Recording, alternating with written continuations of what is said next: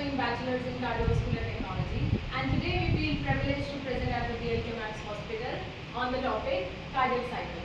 So the cardiac cycle is a fundamental concept that I believe should be understood by each and every professional working in the cardiac field.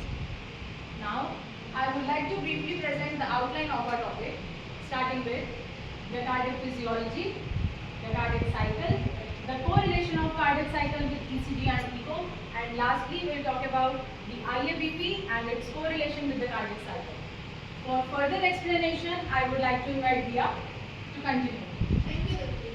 So now let's talk about the cardiac physiology. Cardiac physiology refers to the both mechanical activity as well as electrical activity. Mechanical activity refers to the circulatory system and electrical activity refers to the conduction system. Now let's see the circulatory system first. So the human circulatory system consists two main components, pulmonary circulation and systemic circulation. Pulmonary circulation मतलब deoxygenated blood body से heart में आएगा, heart से Wales के through वो lungs में जाएगा for oxygenation, and systemic circulation मतलब ऑक्सीजनेटेड ब्लड लंग्स से हार्ट में आएगा एंड वेल्स के थ्रू हार्ट उसको पंप करेगा to the rest of the body. To maintain a proper circulation, the heart valves play a significant role. There are two types of heart valves: atrioventricular valves, mitral and tricuspid valve; semilunar valve, pulmonary and aortic valve. To maintain this proper circulation, valves ensure the unidirectional flow of blood and prevent the regurgitation or black flow of blood. Understanding this circulation is very essential because it forms the basic for understanding of cardiac cycle and its correlations. Now let's talk about the conduction system of the heart. So the conduction system consists of the SA node, which is the natural pacemaker of the heart responsible for the atrial contraction, from where the impulse travels to the AV node and then to the bundle of His, further divided into the left and right bundle branches, and then to the Purkinje fibers responsible for the ventricular conduction. These specialized cardiac cells ensure a coordinated contraction of both the atria and the ventricles. Any disturbance caused within this conduction system can lead to serious causes like the arrhythmias like AF or VT, conduction blocks and cardiac arrest. Now it's time for the cardiac cycle. Now, cardiac cycle. What is the cardiac cycle? All the events occurring within the heart during one heartbeat is referred to as cardiac cycle. Or we can simply say contraction and relaxation of heart during one heartbeat is cardiac cycle. ये जो cardiac cycle का concept है, ये Vickers diagram से explain किया जाता है, इसलिए इसको Lewis and Vickers cycle बोला जाता है. इस cycle में ECG, heart sound, pressure changes, volume changes, इन सब को correlate किया जाता है. इस cycle को in detail phases के according cardiac cycle के phases के through explain करेंगे. Now the second is the phases of cardiac cycle. Cardiac cycle is divided into four phases: atrial systole, atrial diastole, ventricular systole and ventricular diastole. Ventricular systole is further divided into two phases: isovolumetric contraction and ventricular ejection phase. Ventricular diastole is further divided into two phases: isovolumetric relaxation and ventricular filling phase. Next is the duration of cardiac cycle. If the heart rate is normal or the 75 beats per minute, so the duration of the cardiac cycle is 0.8 seconds. Duration of the atrial systole is 0.1 second, atrial diastole is 0.7 second, ventricular systole is 0.3 second and ventricular diastole is 0.5 second. So, next, the very first phase of the cardiac cycle is atrial systole. इसके name में ही दो words हैं, atrial and systole. Atrial means the upper chambers of the heart or atria and systole means contraction or depolarization. So in this phase, atria will contract. Due to atrial contraction, atrial pressure will rise and atrial pressure rise होने की वजह से atrioventricular valves यानी कि mitral and tricuspid valve will open. जो blood great vein से atria में आया था will go into the ventricles. हमारे ventricles कभी भी empty नहीं होते. 75% ventricles are already filled with blood. Left 25% जो ventricle fill होते हैं, that is atrial systole. Atria जब contract करता है और atria से blood ventricles में जाता किक बोलते हैं। और इस फेज में एट्रियल सिस्टोल में ये 25% वेंट्रिकुलर फिलिंग होती है। आपने बोला कि एट्रियल सिस्टोल में एट्रियल और वेंट्रिकुलर वॉल्स ओपन होते हैं। यदि वो बैठ के डायग्राम में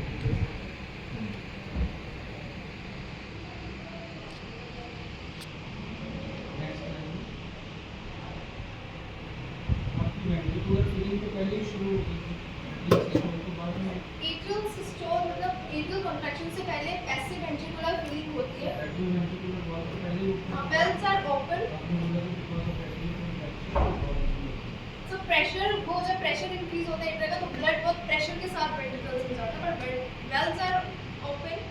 पहले से सिस्टोलिक फेज से पहले वेल्स ओपन होते हैं which allow the passive filling. And जब एट्रियल किक आता है तो प्रेशर के साथ ब्लड एट्रिया से वेंट्रिकल सेकंड पार्ट हां सेकंड पार्ट में ventricular filling first phase and last phase and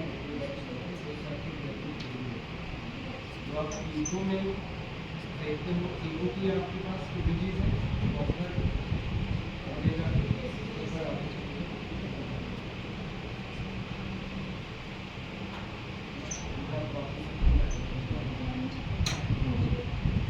ego में नेचुरल और है और ईगो में आपको पता होगा जब आप देखते हो तो आपको दो पीक्स माइट्रल वॉल पे उसमें तो दो पीक दिखते हैं, ई वेव होती है, डी वेव होती है। ई वेव होती है फर्स्ट फीलिंग से, ई वेव होती है एट्रियल से। तो आपके ये जो स्टेटमेंट है कि एट्रियल सिस्टोल से एट्रियल वेंट्रिकुलर वॉल्स ओपन होता है बंद। एट्रियल वेंट्रिकुलर वॉल ऐसे ही आइसोवोल्यूमेट्रिक रिलैक्सेशन के बाद भी होती है। जो आपने डायग्राम में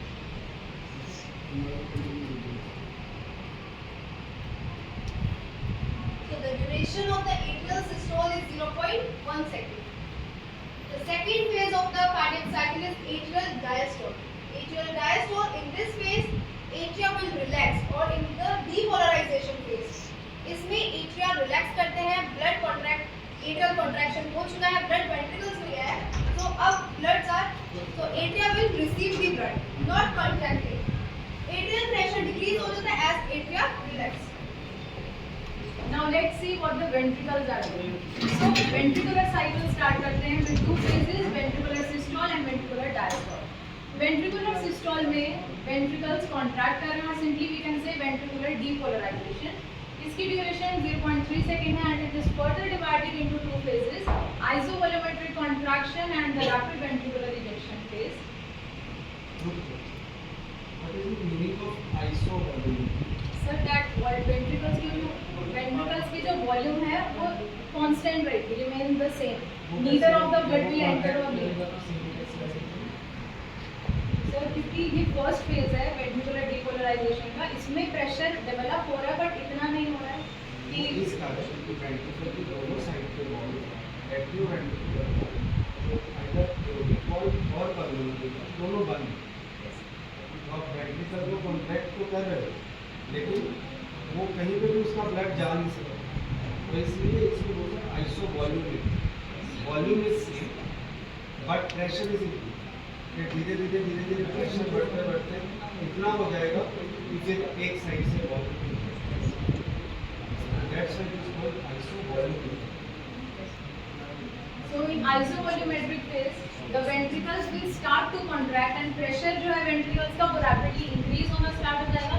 All the valves will remain closed. जो AV valves हमारे atrial systole में open हुए थे, now they will close, creating the first heart sound known as the love sound of the heart. And there will be no change in the ventricular volume, hence the name isovolumetric. Moving on to the next, rapid ventricular ejection phase, divided again into two phases, rapid ejection and reduced ejection phase. Rapid ejection phase में जो ventricles का pressure है now will exceed the pressure of aorta and pulmonary artery, जिसकी वजह से जो blood है वो aorta and pulmonary artery में जाएगा through opening of the semilunar valves, which is the aortic and pulmonary valve. Then reduced ejection phase, जिसमें कि ventricles की जो contraction है will slow down, जो blood flow का rate है वो भी slow down हो जाएगा and ventricles and atrial का pressure कम हो जाएगा, which ends as the ventricular systole phase and will move it towards the ventricular diastole phase. Now ventricular diastole, which is ventricles relaxing phase or simply ventricular repolarization.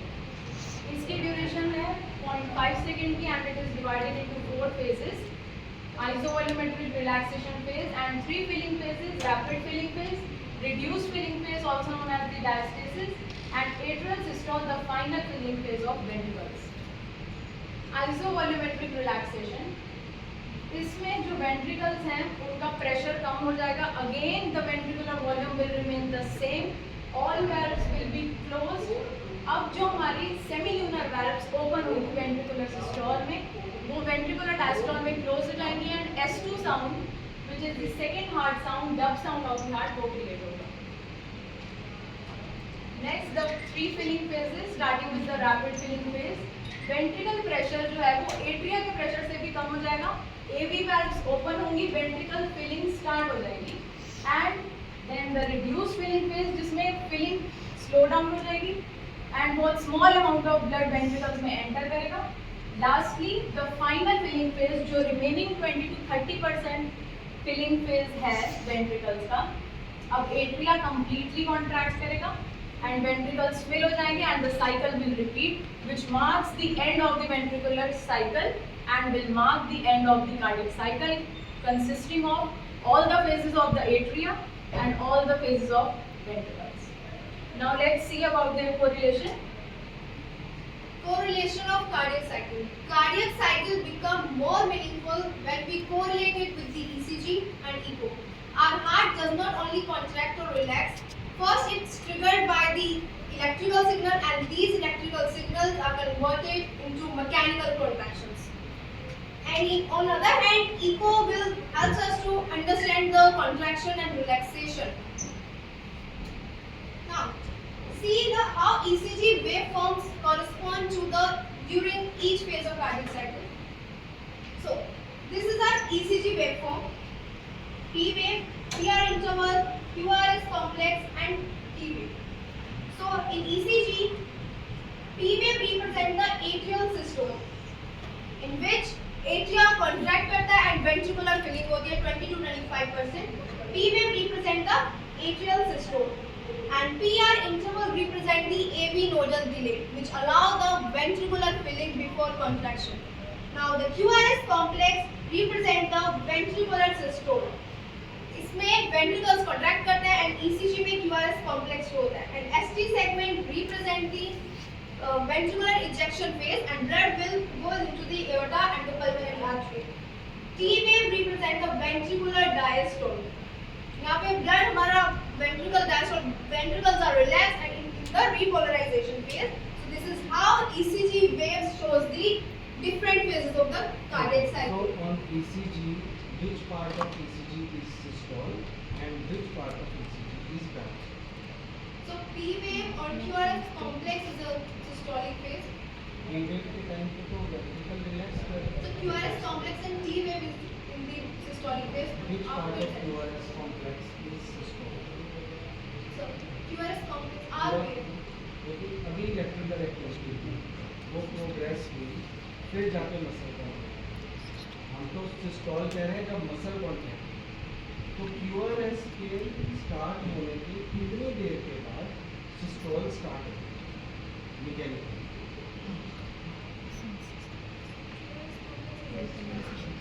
आइए की setting हम उसी में तो करें. कहाँ से कहाँ तक हम सिस्टोल में देंगे, कहाँ से कहाँ हम डायस्टोल. अभी तो हमें पता है कि हम आईएबीटी को कहाँ सेट करें. तो QRS कॉम्प्लेक्स से लेके कहाँ तक सिस्टोल?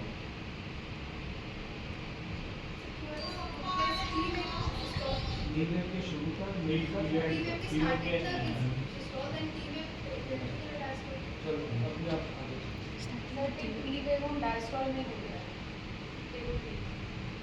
Diastole. अब आप आगे चलो. आईएबीटी से आओगे तब पता. Common दोनों ECG. स्टेटमेंट्स करो. Common ECG abnormalities are first sinus tachycardia. Anybody कोई आप में से बताना चाहते हैं कि सिस्टोल कौन सा होता है, डायस्टोल कौन सा होता है?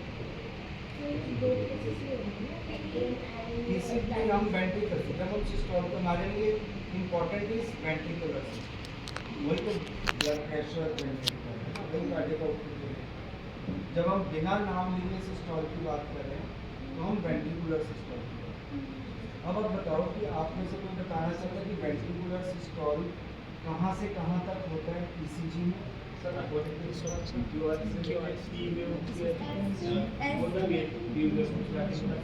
अभी आप ये आप जब हम जाएंगे तो उसकी इम्पोर्टेंस है, मैं इसीलिए इनको यहाँ पे रोका क्योंकि इस चीज़ की इम्पोर्टेंस इंट्रायोटिक बैलून पंप की सेटिंग में है। इंट्रायोटिक बैलून पंप हमें किस तरीके से सेट करना है? इंट्रायोटिक बैलून पंप जब इंस्टॉल करें उस टाइम हार्ट का डायस्टोल चल रहा है। अगर सिस्टोल के दौरान मैं इंट्रायोटिक बैलून पंप को इन्फ्लेट करूँगा तो वो तो हार्ट के साथ कम्पीट करने वाला है। तो सर इसमें यहाँ पर मिड ऑफ द पीरियड तक आपका वो अभी ये लोग आगे बीच में चलो So common ECG abnormalities, sinus tachycardia, sinus bradycardia, atrial fibrillation in which P waves are absent, atrial flutter shows sawtooth pattern of P waves. Next slide. Now let's see the echo correlation with the cardiac cycle. So echo जो है वो हमारे structural movement को दिखाएगा, heart, blood flow, chambers के sizes, इसको हम Doppler के थ्रू देख रहे हैं, वेव्स के थ्रू देख रहे हैं एंड चैम्बर के डिफरेंट साइजेस में जो भी चेंजेस आ रहे हैं उसके थ्रू देख रहे हैं। डॉपलर क्या होता है? सर डॉपलर को हम ब्लड फ्लो के लिए यूज करते हैं, कलर सर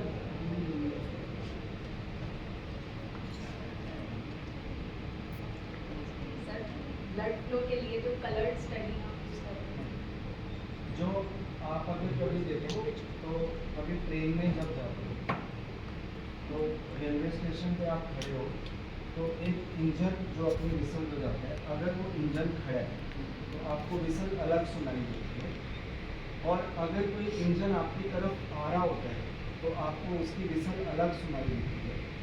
जब वो इंजन आपसे दूर जा रहा होता है तो विसल अलग सुनाई देती है, जबकि सेम विसल होती है तीनों कंडीशन में अलग अलग विसल होती है क्योंकि वो मूवमेंट पे डिपेंड कर रहा है कि वो जो साउंड का सोर्स है वो आपकी तरफ आ रहा है या आपसे दूर जा रहा है या वो आपके रिलेशन में स्टेशनरी है।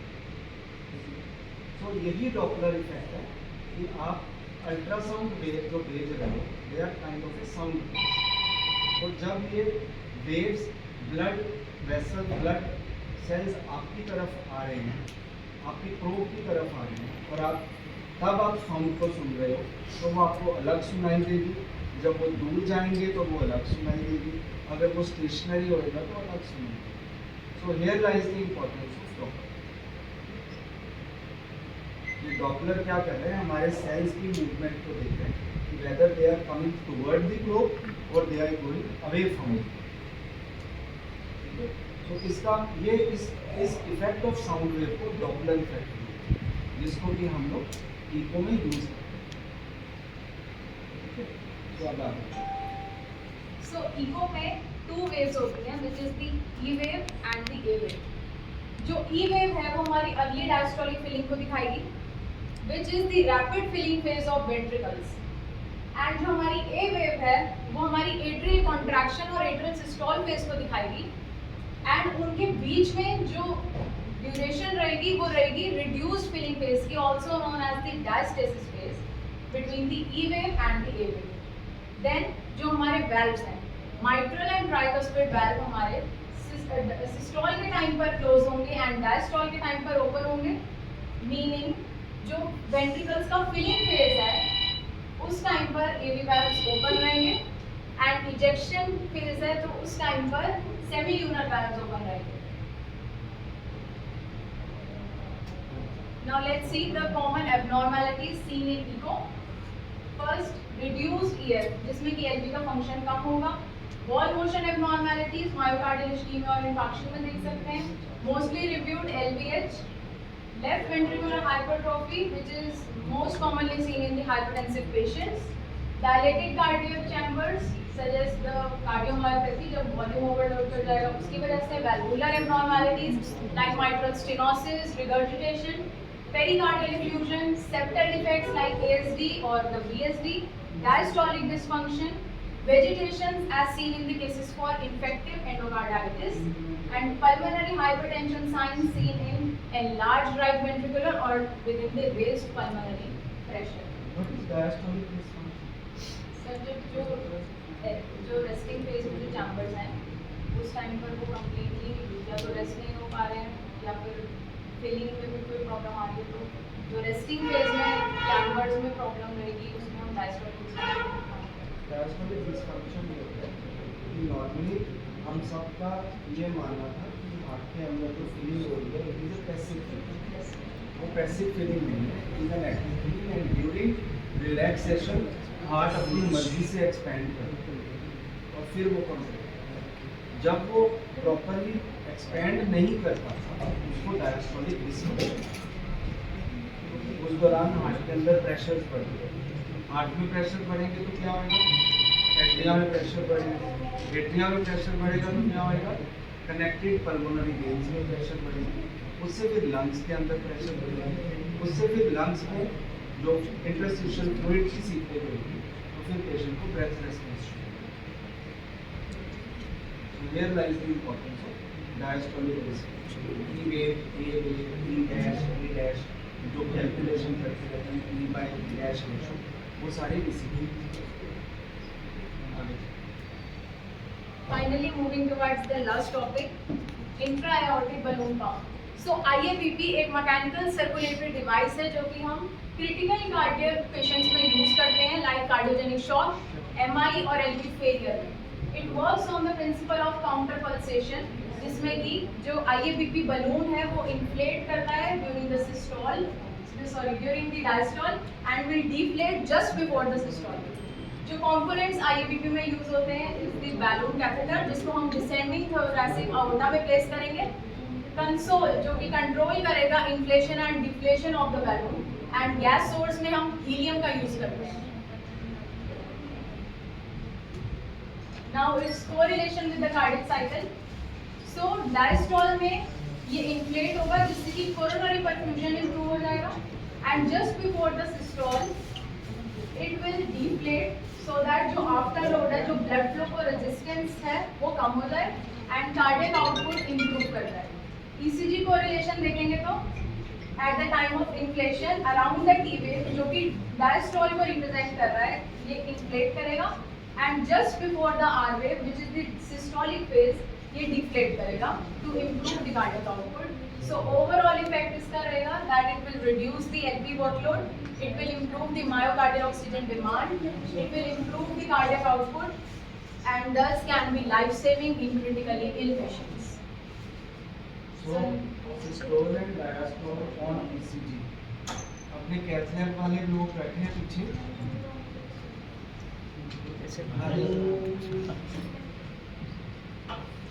अब तो IABP जब सेटल करते हैं तो कैसे करते हो सर?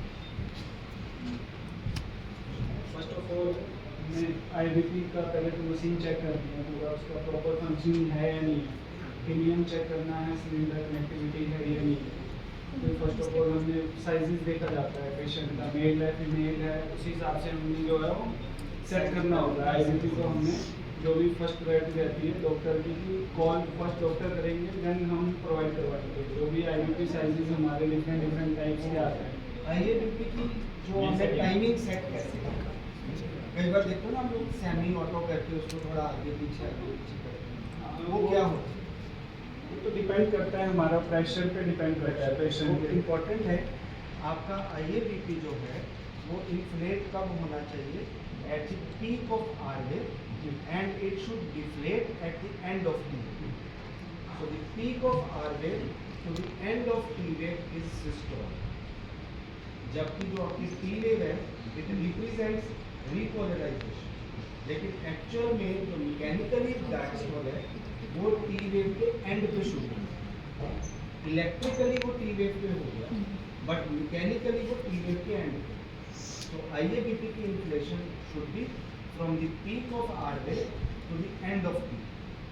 बच्चे कहाँ से डाउट नहीं होता है इसमें कि आपका ट्रिगर करनी है कि किसी का आर्यो को हार्डवेयर इज द कि आपका एक्चुअली कैसे मीट पॉइंट वहाँ से स्टार्ट आपका आप ईसीजी में देखोगे तो आपको सिस्टोल की बारे लगेगा, लेकिन एक्चुअल में जो मैकेनिकली जो हार्ट कॉन्ट्रैक्ट कर रहे हैं वो थोड़ी देर इलेक्ट्रिकल इंपल्स चलने के बाद कॉन्ट्रैक्ट करना शुरू करते हैं। सिमिलरली टी वेव तो रिलैक्सेशन को शो करते हैं, लेकिन थोड़ी देर के बाद रिलैक्स करना शुरू करते हैं। So the peak of R wave to the end of T wave, ये रटा होना चाहिए किसी भी cardiac condition. Peak of R wave to the end of T wave is this system. अगर मतलब और कुछ भी याद नहीं रहे आज की इनकी क्लास का, तो ये चीज़ किसी को नहीं भूलनी चाहिए जिंदगी भर। अगर आप कार्डियक कंडीशन हो, the peak of R wave to the end of T wave is systole mechanics। और आपका IABP जो है end of T wave diastole में इन्फ्लेट होना चाहिए। जो अगर सिस्टोल में इन्फ्लेट होएगा, इधर से हार्ट पंप करे, उधर से आप उसको इन्फ्लेट कर दोगे तो हार्ट का आउटपुट प्रेशर इंक्रीज करेगा, वो कंप्लीट करने लगेगा। हम क्या चाहते हैं कि उस टाइम पे IABP काम करे जिस टाइम पे हार्ट रिलैक्स करे, हमारे वॉल्व्स बंद हो, उस टाइम पे वो हमारा एओर्टा के प्रेशर को बढ़ा दे, जिससे कि हमारी ब्लड की सप्लाई भी थोड़ी बढ़ जाए और थोड़ी सी कोरोनरी परफ्यूजन भी। क्योंकि बॉडी में सिर्फ एक ही वेसल ऐसी है जो कि डायास्टोल में फिल हो। कौन सी वाली? सारी वेसल्स में सिस्टोल में फिलिंग होती है। जब हार्ट कॉन्ट्रैक्ट करता है तो सबको ब्लड मिलता है, सिर्फ एक ही वेसल ऐसी है जो डायास्टोल में कोरोनरी, क्योंकि जब हार्ट कॉन्ट्रैक्ट कर रहा होता है उस टाइम तो कोरोनरी फील भी नहीं हो सकती, क्योंकि उसके तो मसल कॉन्ट्रैक्ट करे। जब हार्ट रिलैक्स कर रहा होता है उस टाइम पे कोरोनरी में फ्लो आ रहा है। और मेरा पेशेंट है कार्डियक, तो मैं उसकी ब्लड सप्लाई बढ़ाने के लिए क्या कर दूँ, एक ऐसा बैलून लगा दूँ जो कि ड्यूरिंग डायास्टोल इन्फ्लेट हो।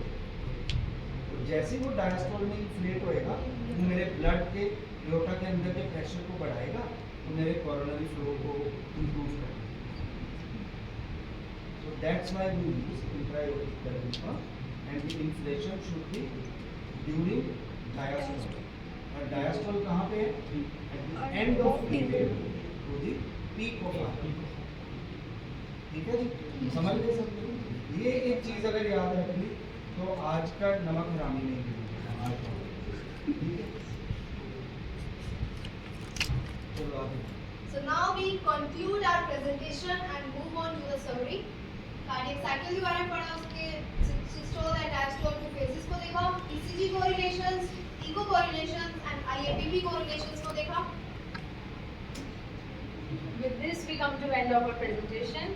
So we sincerely thank to the Dr. Satbir Singh sir for this valuable opportunity and to the respected audience for their time and attention। I would Thank like to you. thank you, Dr. Thank you everyone.